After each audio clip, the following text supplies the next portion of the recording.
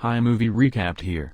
I'm going to tell you the story of I Spit on Your Grave 2, a 2013 American revenge horror movie. At the beginning of the movie, we see Katie Carter, a Missouri native who works part-time in a New York City restaurant. She meets her agent, Sharon, who tells her that she needs to update her portfolio in order to get modeling jobs. It will cost Katie more money, but she is determined to take the risk. On her way out, luckily, Katie sees a free photography poster and records the phone number. Katie makes ends meet by working 2 jobs, and lives in a downtown apartment complex. Jason, her next-door neighbor, is someone she knows, and he helps her around the flat. Katie peruses her old portfolio and, out of desperation, decides to contact the photo ad.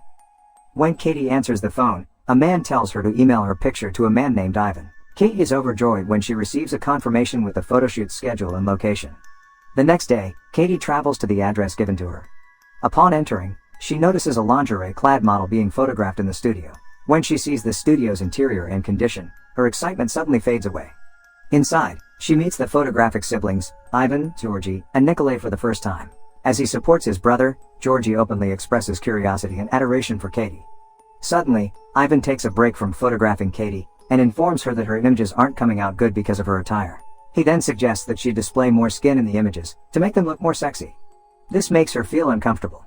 So Katie walks out of the building, despite Ivan's persuasion that showing skin is normal in their industry. 2 days later, Georgie returns to Katie's flat to offer her a flash drive which contains her images. She reluctantly accepts it, but because she is uncomfortable with him, she does not welcome him in. Later on, Georgie spends that night looking through his copy of Katie's photos, which intensifies his feelings for her. At midnight, Katie is awakened in bed by the sound of camera shutters. She is shocked to discover Georgie secretly filming her across the bed, so she electrocutes him in self-defense. As she rushes to the door, Georgie is just in time to halt her. He brings Katie back into the room, and hits her on the head repeatedly until she collapses and gets weak. Georgie gags and ties her to prevent her from making a suspicious noise, preparing his evil plan on Katie. Jason hears Katie's muffled screams from below, and rushes down to check on her. He's taken aback by what he sees when he walks in. All of a sudden, Georgie appears from a corner as he enters, and begins stabbing him to death. Katie stares at Jason's lifeless body, as Georgie pushes himself on her. After his unforgivable act, Georgie understands the seriousness of his crimes. He sobs in a corner, while contacting his brother to tell him that he has done something wrong. Sometimes later, Nikolai and Ivan arrive at Katie's flat, and discovers her crying in a corner. The brothers start cleaning up the evidence, and then forces ketamine to Katie, to knock her out. Few days later, Katie is found unclothed and tied in a rundown basement. Nikolai takes advantage of her insensibility, by forcing himself on her. When Georgie sees his brother forcing Katie, he immediately stops him. Hearing their noises, Ivan enters the basement to stop them from arguing about Katie. Before letting Katie spend the night alone, he tells his little brothers to go upstairs. Following day, Ivan pours a bucket of cold water on Katie to wash her. When she becomes hostile against Georgie, who prepares to bathe her, the other two approach her to push ketamine on her once more. Georgie approaches her again, this time softly wiping her skin. Soon after, Katie discovers a small covered window that gives her hope for her escape. Katie forces the substance out of her system by making herself gag, until she spits it out in order to stay awake. After a while, Georgie returns to the basement to dress Katie in a crimson dress. Georgie unlocks the handcuffs to allow the garments to fit properly, which gives a chance for Katie to escape. Katie slaps Georgie with a pail and smacks his head when he turns his back. Katie climbs out of the window to freedom while he lies on the floor. However, she has found herself in a foreign city with no one eager to assist her. She notices signs in a different language and alphabetic characters, which shocks and perplexes her even more. Katie then sees a police officer and approaches him for help. She met a detective named Kirill who takes her to the station safely. He informs her that she is in Bulgaria. Katie has no idea how she got there, and her most recent memory is of being in New York. Later on, Anna Petov, a lady who works for a women's organization center, enters the room while Katie being questioned. She consoles Katie by informing her that she operates a shelter for women who have gone through similar ordeals. Doubting her, Katie requests Anna to take her directly to the American consulate. However, Anna urges her to bath before going to the American consulate and drives Katie to her residence. After everything Katie has been through, the welcoming interior of the mansion provides her with a sense of peace and comfort. Anna lovingly guides Katie downstairs saying she has extra clothes, but Katie is once again confronted with her worst dread. The familiar sense of danger strikes her before she really realizes where she is. To her shock, Anna is the boy's mother, and her benevolence was merely a ruse. Anna even slaps her, before Ivan brings Katie back to the mattress. Later that night, Falco, their family friend, comes to meet Katie. As if calling Katie derogatory names wasn't enough, he begins to bully and threaten her. He then electrocutes her repeatedly, including her private parts, and forces himself on the poor woman. Upstairs, Anna turns on the music, to drown out Katie's screaming. After Valko has left, Katie sobs and lies lifeless in the basement. Katie collects all her power to softly slap Ivan in the face as he comes to check on her. He is enraged that she still has no fear of them, so he beats her mercilessly, leaving her wounded and bloodied.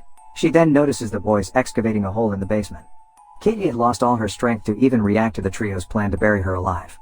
Before placing Katie into the box, Nikolai rips off her dress and throws it to Georgie. Georgie then places Katie's crucifix necklace inside, before covering it and burying her. Despite the fact that Georgie is to blame for the mayhem, he expresses regret for his conduct. Katie could only cry inside due to the injuries sustained. She was unable to shout or move. Just as Katie assumed it was her final resting place, the ground beneath Katie collapses, releasing her from the box.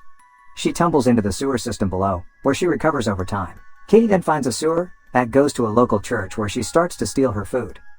She meets the rector, Father Dimov, who discovers her taking food from his pantry. Katie declines the priest's offer of food from his table, and refuses to spend time with him. He allows her to take food, clothing and a Bible instead as a result of her decision. Next day, Katie emerges from the sewer to make her way to the American embassy. However, as she approaches the building, she decides to turn around and decides to stay. Katie then reaches the church, much to Father Dimov's amazement. Because the priest sees her as a crime victim, he gives assistance and support. He advises they should contact the authorities, but Katie prevents him from doing so. When Katie leaves, Father Dimov discovers that she has left an open Bible page with the words, "Vengeance is mine." The following day, Katie begins her plan for the vengeance. Her first act will be to steal money from Anna's residence, in order to purchase supplies and weapons. She succeeds in this and moves on to her next ruse. Katie waits for Georgie to arrive at her restaurant, then walks past his table and places his drink on the table. Georgie drinks his drink a few moments later, and discovers an item within the cup. Georgie discovers Katie's crucifix pendant in his drink, and realizes she is still alive.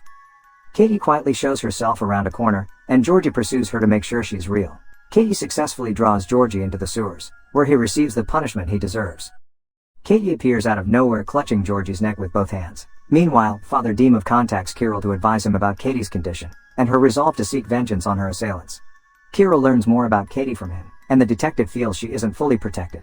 Georgie awakens in the sewers to face his doom, only to find Katie threatening him with a switchblade. While Georgie is tied to ropes on the wall, she inflicts multiple wounds on him.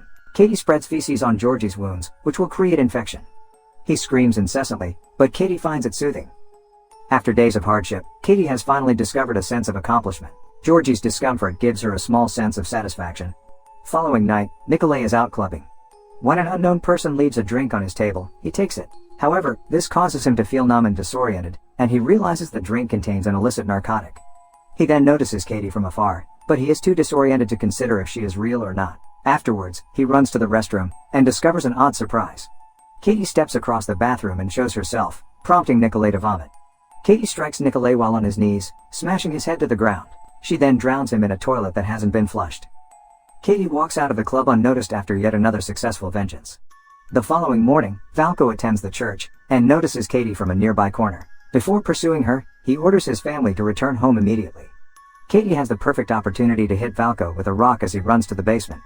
When he regains consciousness, he is strapped to a bed frame and encircled by metal cables. She starts his agony by shocking him in various regions of his body, including his privates. Katie installs electric cords to the bed frame, and sets the regulator to a high voltage to kill Falco, while he screams in anguish.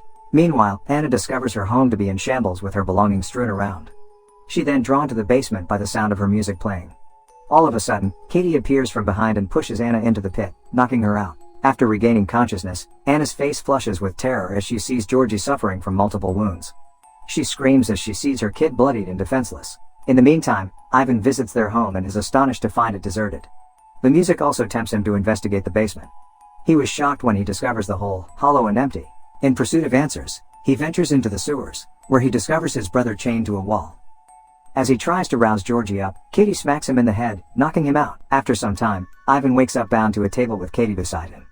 Before locking the box, Katie removes Georgie's gag to display her son's slow death. Katie then concentrates on harming Ivan, employing a system that crushes his private regions, while making him aware of her anguish. But at that moment, Kirill arrives and holds his gun up to Katie.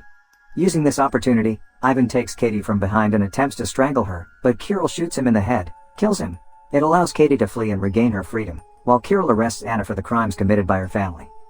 The movie ends with Katie finally pleased with her vengeance, seeks safety in the American embassy.